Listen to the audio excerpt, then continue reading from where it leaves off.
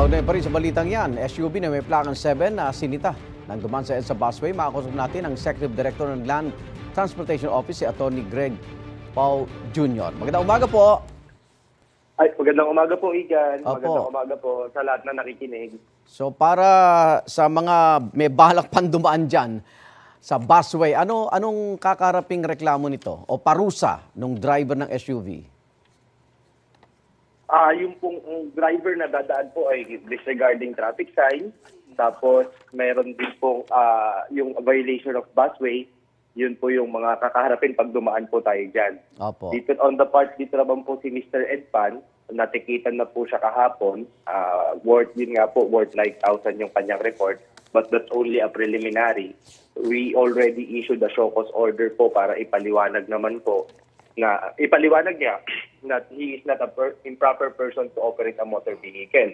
After our findings po, makita natin na improper siya, i-revoke po natin ang kanyang lisensya. In the meantime po, suspendido na rin po ang kanyang lisensya for a period of 90 days. Okay. Minura, nag-dirty finger, muntik sagasaan yung ating inyong enforcer. Ito'y lalong nakabigat sa kanyang kaso. Opo, yun po, that would be another case. Hindi na po siya administrative or violation of traffic to on the part of LTO.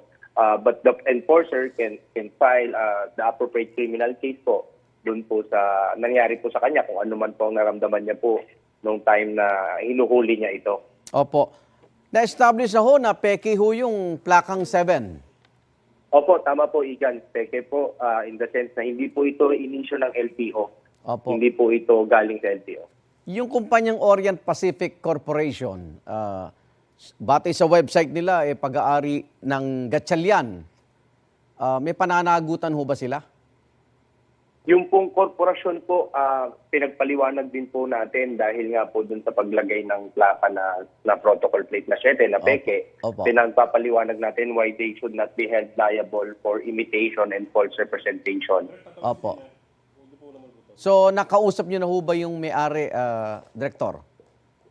Hindi pa po, kung yung sila lang po yung nag-appear kahapon, yung director, pakilala po na director, yun lang po ang ating nakausap. Opo. On the part of LTO po, hindi pa po natin nakikita personally. Wala pa po tayong personal knowledge kung sino Opo. po yung nagmamay-ari ng sasakyan ng Orient Pacific dahil hindi pa po natin nakikita yung GIS ng korporasyon. Pero may pananagutan sila? Opo, meron po. Okay. Anong reaksyon nyo nung sinabing masakit ang tiyan ng driver kaya dumaan doon? Ang atin pong reaction dyan, kahit po anong emergency po yan, hindi po yan dahilan po para, unless ambulansya po kayo, hindi po dahilan para po dumaan kayo sa busway at mag-violate ng traffic. Oo. Kasi nagulat ako, baka may comfort room na kayo sa busway. Wala po. Wala po. So, babala na lang po natin ulit. At alam nyo, napakasimpleng utos, Tagalog na nga, ba't marami pa rin dumadaan? So, manawagan na po ulit tayo, Director. Opo, nananawagan po sa ating motorista, lalo-lalo po dito po sa mga dumadaan sa EDSA. Hindi po pwedeng dumaan sa EDSA busway. Limited lang po mga pwedeng dumaan dyan. Opo. Yung pong mga bus na nagbabiyahe po dyan, ambulansya, yung presidente, vice-presidente, senate president, and speaker, saka yung mga enforcers po. Opo. Wala pong exemption po doon. At sigurado po, pag dumaan po kayo dyan, mahuhuli po dahil marami po tayong mga deputized agents po na naka-assign sa bawat stop at bawat sa haba ng EDSA busway po. At pwedeng mapag-usapan nyo na rin na mas mataas po na parusa o penalty rin pag halal na opisyal o government official na mataas ang pwesto. Kasi barya lang po yung nababanggit nating multa dyan para sa kanila. Opo. Tama po yun. Atin pong inaaral po yan, Igan, na itaas na nga po ito. Yes. Idagdag ko lang po sa mga drivers.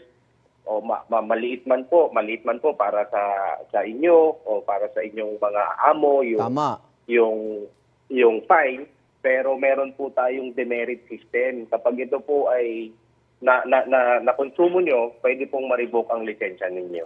Ayun, malinaw. Maraming salamat po, LTO Executive Director Attorney Greg Pau Jr. Ingat po kayo. Salamat po, Igan. Salamat po.